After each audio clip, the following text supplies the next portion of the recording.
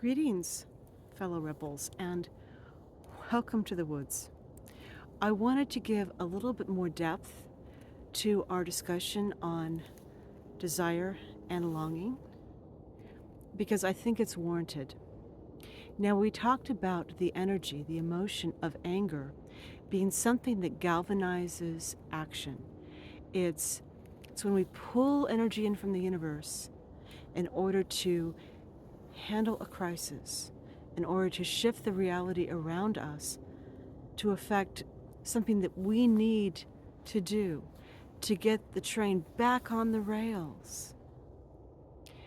But anger, primary emotion, it's like a hot pepper. If you put a little bit of it in a dish, you've seasoned the dish. If you put a lot of it in a dish, you've created a chemical burn fire that overwhelms everything else. So anger is like that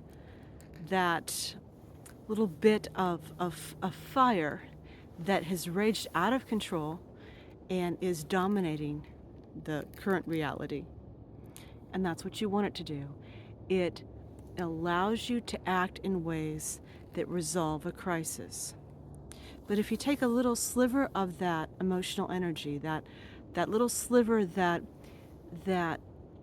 can be long-term effective, it can be held long-term to shift your reality incrementally in not quite as dramatic a fashion, then you have desire, the emotion of desire. Its intention is to go out and hook, to find, to locate, and hook into something that's desired, something that's wanted, something that's needed, something the soul wishes in order to balance you and your current situation. Now, there are some people who have noticed the relationship between anger and desire, which can develop into passion. Desire becomes passion. Passion becomes anger. It's incremental. It's the amount of that sort of energy that is being drawn in. And that's why there are people who like to shift from an argument, a fight, anger, to desire, to the sexual interplay. And there are some people who will start fights simply to increase the energy of their sexual encounter. So they'll go back and forth between anger and passion and anger, and the two feed into each other to create one big explosion. I'm not recommending this.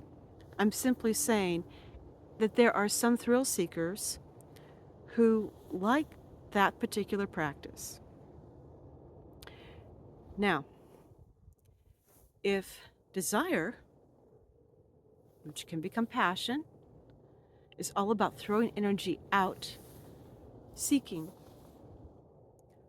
longing, which is related to sadness, it's a slight amount, it's a sliver of sadness, is about drawing that in.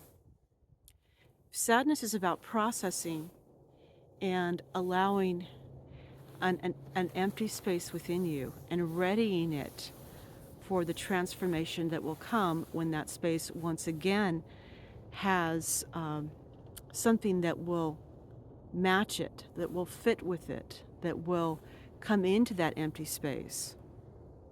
That's what sadness or grief allows for. Longing is what will pull what you want to you on a spiritual level. So you'll see with people, they will use desire to set their hook, and then that energy goes out, locates what fits with the spiritual energy that's needed, desired, in order to change someone's outlook, someone's life, someone's emotions, someone's thoughts. And longing, that ache of longing brings it in. It's the magnetic force that pulls what you want to you. So, used in conjunction, desire, passion, to reach out, and longing to pull in. Effective manifestation strategy based on emotions. Emotions are your battery. They are your fuel.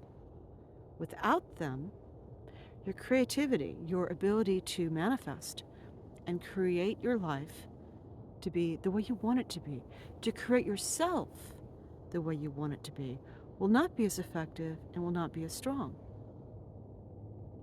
So, two very important and needed emotions: desire, which initiates something new, and longing, which follows through to draw that opportunity to you. Something to think about, and welcome to the woods.